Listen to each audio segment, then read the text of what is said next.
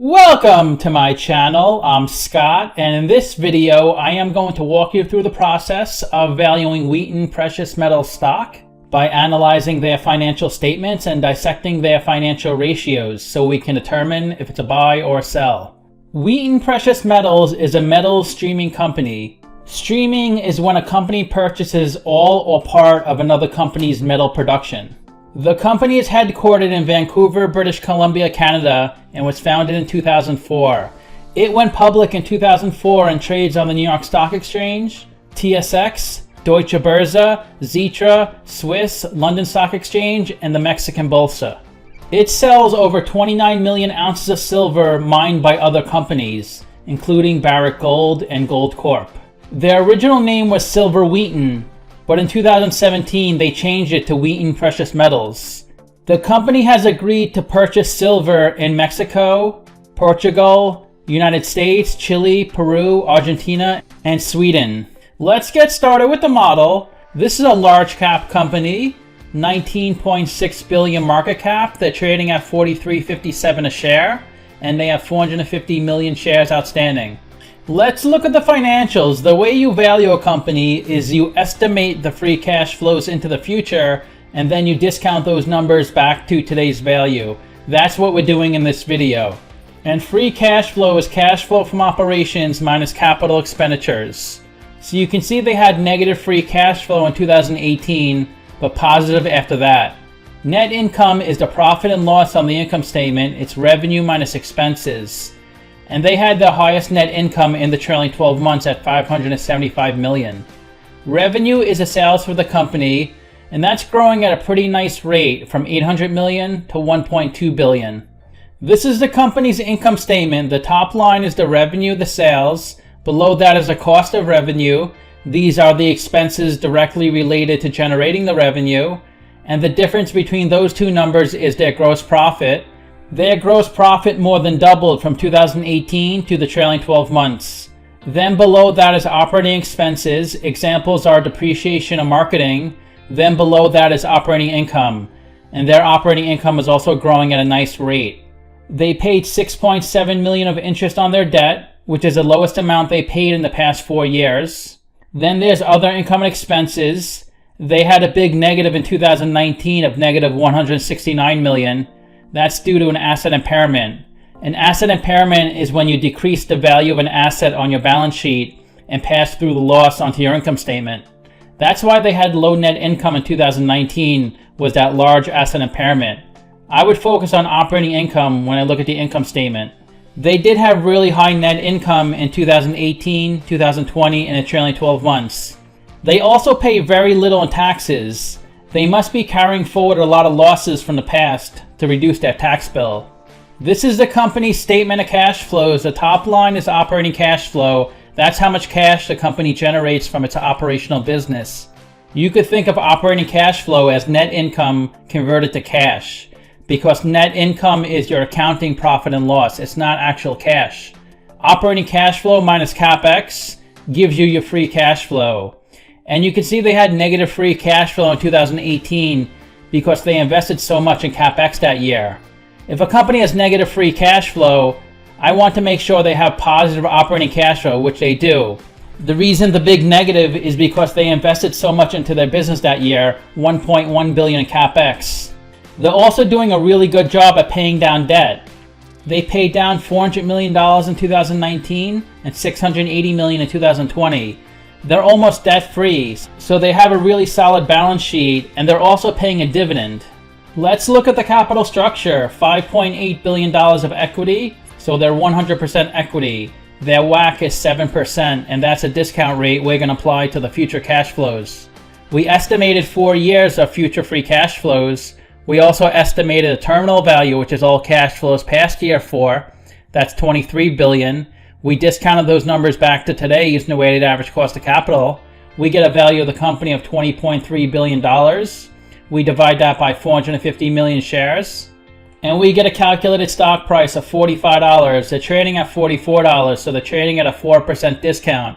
It's a buy, but it's really close.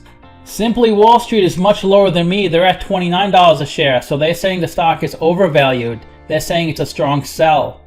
10 analysts priced this stock and the average price target was $51.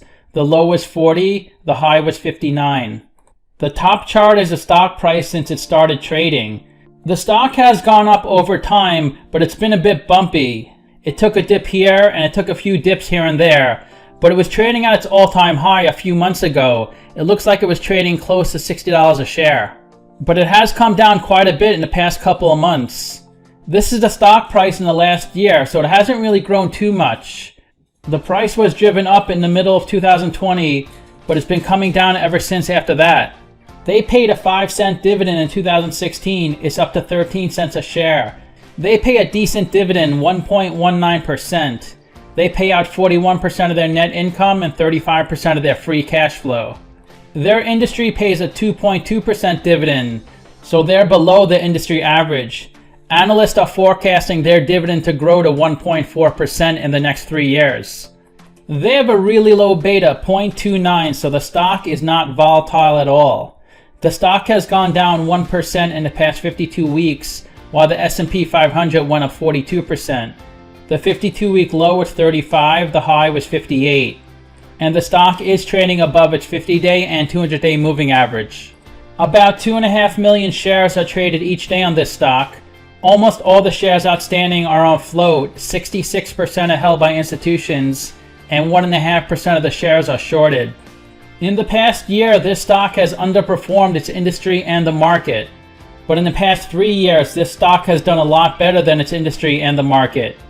In the past 5 years, this stock is pretty equal to its industry, and it's doing a little better than the market. Analysts are forecasting their earnings to decrease 1%, its industry to decrease 3%, and the market to increase 15%. Analysts are forecasting their revenue to decrease 1.5%, its industry to grow 1%, and the market to grow 9%. In the past 5 years, their annual earnings increased 37%, its industry increased 19%, and the market increased 12%. In the past year, their earnings increased 365%, its industry increased 37%, and the market 18%. If you invested $10,000 into this company 10 years ago and reinvested the dividends, you'd have $14,600 today. That's a 46% return. The biggest shareholder is Van Eck, then Franklin Resources, First Eagle, Capital Research, and Vanguard.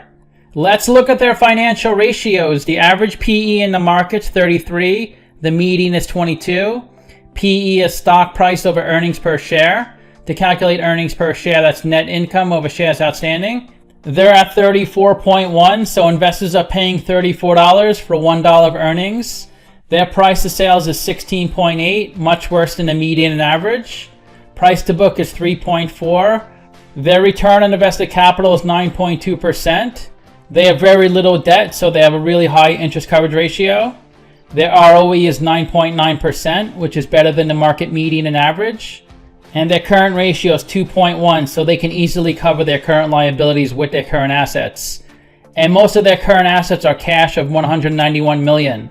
So the company does seem to be well capitalized. They had over $660 million of free cash flow, $105 million of working capital, and they pay $234 million in dividend payments. So they have over $500 million of funding. The best way to look at ratios to compare them to companies in the same industry. I've done videos of 13 companies in the gold industry, and Wheaton is right here. If they have a number in red, they're worse than the average. If they have a number in blue, they're better than the average. So they're worse in PE and price to sales. They're about average in price to book. Current ratio is a little lower than average. They have a positive ROE. The average in the industry is negative. They have no debt. They're the only company on this list with no debt. And their market cap is $19.6 billion, which is higher than average. And their dividend yield is a little higher than average, according to my list. So to summarize, I have them trading at a 4% discount. This company seems to be doing a good job at growing their business. They've been entering into a lot of contracts around the world to acquire other companies' metals. They also seem to be running an efficient operation. I rank their free cash flow 6 out of 10, their revenue 7 out of 10, and their ratio is 5 out of 10. So let me know what you think. Give this video a like, subscribe, or comment below. Also, if you'd like to get a custom valuation or just support the channel, you can become a member by clicking on the link in the description below. Thanks for watching.